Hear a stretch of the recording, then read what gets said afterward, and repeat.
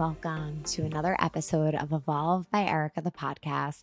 We are here to talk about all things spirituality, meditation, 5D, spiritual awakening, and beyond. I'm so excited you're here. Come on in. Hello, everyone, and welcome to another episode. Today, we're talking about something exciting: evidence of growth on the spiritual journey. There are moments, and I know you guys have experienced this too, where you sit back and you're like, OMG, Erica, look at you go. You would have responded or reacted this way. You would have chosen so differently in the past. And look at what your higher self has chosen for you here.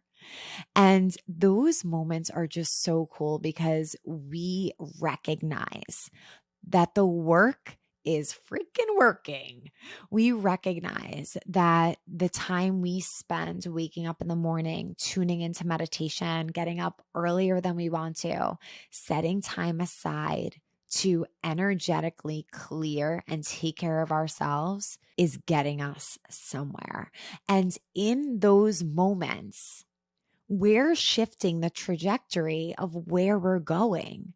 The clarity that we gain through this spiritual process and through our practices, it gives us the clarity to choose what is best for us and all. And what a beautiful thing that is. I get so excited and so fired up about that because we are literally changing the trajectory of our life by making time for ourselves and by having our meditation practice. How incredible is that? So I put together a list of some ways and evidence of growth on the spiritual journey. And I want you to be reflective, and you could check off in your mind ones that you've experienced, and maybe even like circle in your mind one places that you want to continue to grow in. And this is a never-ending journey. So we're constantly growing. We're constantly evolving. So let's get into it. The first one, how you respond to triggers. So you know what it feels like, I'm sure, to be triggered. Sometimes you feel an elevated heart rate. Sometimes your palms get sweaty. You want to be super reactive. You want to respond from a place of a wound and maybe get dirty and muddy and just say that little spicy comment that will just be a little zing right back. But we don't do that. We've done a lot of work so that we never have to do that. You're able to take that trigger and ground yourself and see past it. You're able to see that there is a greater plan. You're able to see it almost as a learning opportunity. And that's what I love most about triggers. When I'm triggered, or when something is bringing up an emotion of fear, of scarcity, of lack, of competition, of comparison, I'm able to say, ooh, Erica, this is somewhere that you need to grow, because what you're feeling and experiencing, those are in high frequency energies, and you know how to align to 5D, and you know that only love exists, and you know how to transmute energy. So how can you take this experience and learn a little bit more about what you have to heal within you? And it changes everything. So the way in which we respond to triggers, I think that is such evidence of the growth that we have done on this spiritual journey. The next one, the way you react when someone else is expressing very intense energy. So if someone's coming at you, whether they're yelling at you, screaming at you, passive aggressive, little comments that are meant to maybe trigger you a bit, how are you responding to them? And the way that you react to them is where we really see our growth from this practice. Are we able to take a long, deep breath and respond from a place of love, compassion, understanding, being the bigger person and trying to transmute that energy into something positive? Or are we trying to play on their level and give it right back to them? And that other person might not be aware of what they're doing or conscious of what they're doing or even intentionally doing it. So I don't want it to sound like that. I think sometimes language is limiting when we're talking about energy, but we are alchemists. And that's our evidence of growth, where we're able to take something that is unpleasant, that is a low frequency, that's being pushed and thrown at us, like splattering this negative energy on us, take it and be able to transmute it and put it back out into the world with something of love, even if it came in as hate or disruption. Another place that we can really see evidence of our spiritual growth. The next one, the way you act and move through your relationships. I actually want to do a whole podcast on this with Vinny because my relationship with him, I mean, I think anyone would say it's always been great, but how it has evolved after I've done so much inner healing work is incredible. And I've mentioned this before on the podcast, how I actually know someone who um ended their relationship, got divorced, and then after starting the healing journey, they were able to get back together because the work we do really does affect the other people around us. So, evidence of growth on the spiritual journey is being in the relationship and honoring the other person in the relationship, removing your ego and knowing that a relationship is for two people. It's not just all about you. And this is what I've learned too. It's not all about me. And being able to act and move from a place of love that's not just for you, but for the both of you and for the highest good.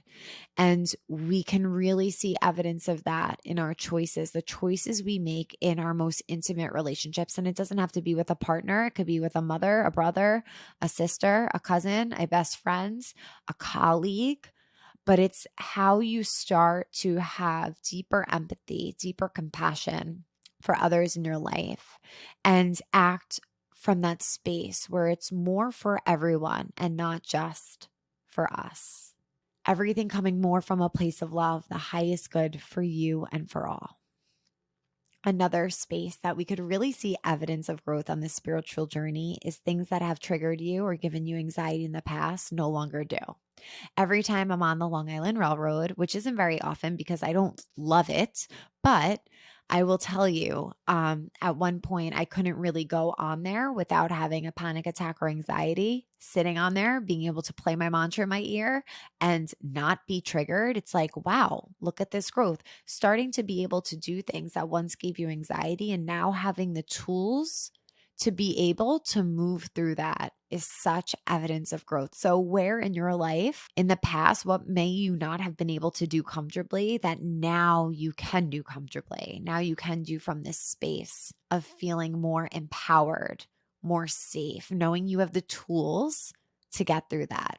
Another really big place where we see evidence of growth is knowing what's best for you and being able to choose that rather than given to temptations. So it could be something as simple as pressing snooze and not waking up for your morning meditation. You know what's best for you. You know what you have to do, and you're able to have, I want to say discipline, but have that. It's almost more like being able to play the tape forward.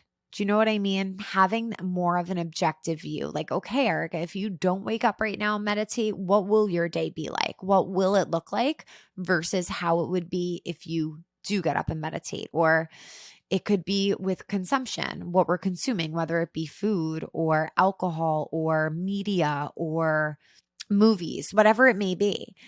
Being able to know and honor what works for you and what doesn't, and what helps you to feel most aligned, and what will drain your energy or take away from your energy. And eventually this stuff starts to become very, very, very clear. For example, I can't watch really intense movies anymore. And I know that if I do, I'm going to have a lot of energetic clearing and realigning to do. So just knowing your limits and being able to honor them. I think that is such evidence of growing on this spiritual journey. Being able to observe, okay, what is work? And guess what? What doesn't work for you might be fine for someone else, and respecting it for someone else definitely evidence of growth, being able to respect it for someone else, but just know and understand that it's something that you are choosing not to do because it doesn't serve you. More evidence of growth on the spiritual journey is less judgment of others and more compassion and understanding. And I want to add on to that because I think being less opinionated and more open minded and accepting of other people's differences is part of this too. We're in such a polarized society right now, so divisive. And to be able to understand again that everyone's opinion, passions is based on their own life experience.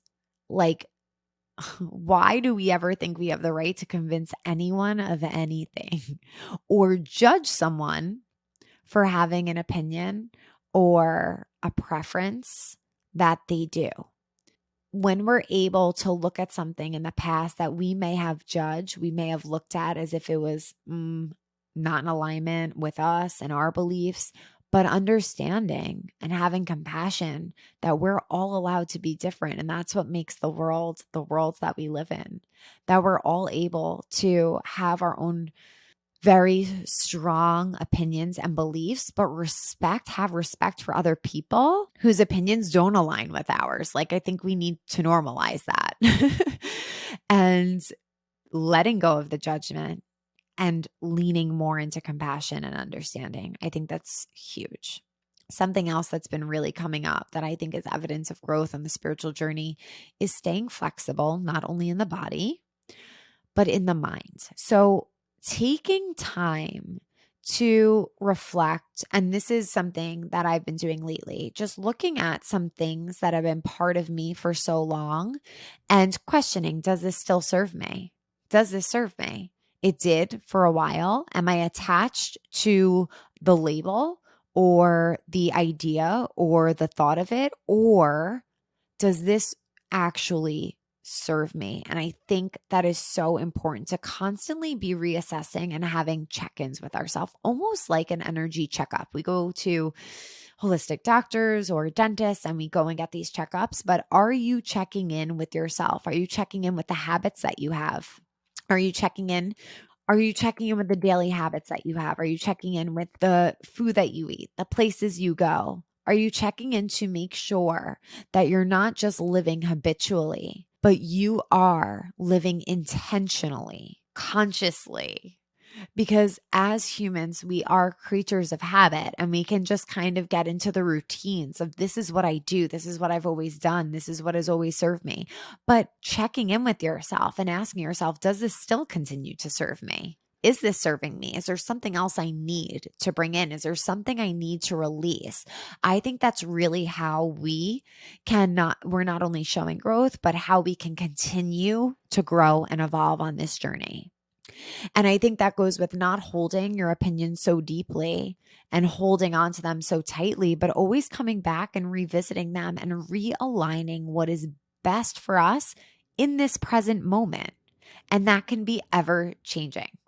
So, those are a few things that I feel are such moments to celebrate evidence that you're growing on the spiritual journey. And maybe some things I've said today, you're like, oh my gosh, yes, I've experienced this. Maybe you haven't experienced any of this yet. And that's so exciting because you're here for a reason. And this is probably the beginning for you. Maybe there are some things on the list that you're thinking, wow, I really need to still work on. And this space, this journey that we're doing together is all about continuing to grow into our best selves. So please, today, as we conclude this podcast, I want you to honor yourself, all the growth that has already taken place, all of the life experiences that has led you to this moment you're in right now, and allow yourself to feel so excited for the learning, the unlearning, the evolving that has yet to come. So thank you so much for being here. This one was really short and sweet, but I thought it was something powerful to focus on and share. I'm always so grateful to get my mic out put my computer on, press record, and connect with you guys in this way. Please let me know. I want to hear more from you on this topic because I'm just like a really big nerd when it comes to healing. And I want to know what other ways, what other evidence do you have of healing in your life? So if you would like to drop it in the comments on this trailer on Instagram, you can. If you prefer to DM me or email me privately, I would just love to hear and share. But before we go, there's one really important one that I haven't shared yet that I think is important. And it is seeing yourself release the habits, the behaviors, maybe the addictions that have lived in your family line, and seeing you break that and clear that for yourself and for those who will follow. And that's one of the biggest things that we can do. Changes the trajectory of our lineage, and what a thing to celebrate. So I want to end on that one because that is a really big one. And that could be with alcohol, it could be with drugs, it could be with incessant worrying, it could be with anxiety, anxious thoughts, whatever it could be, negative thinking. Nothing is too small to celebrate because this is really deep work that we're doing. So allow yourself to honor where you are, all that you have healed, and all that's to still heal within you, because this is what the journey is all about. And we're so grateful and lucky to have this practice in this community as a space to do it together and to come feeling open about the healing that needs to take place while honoring all the healing that's already occurred. So thank you for being here. I hope you enjoyed this. I want to hear from you about this topic. So feel free to reach out any way you feel best. May the longtime sun shine upon you. Sat Nam.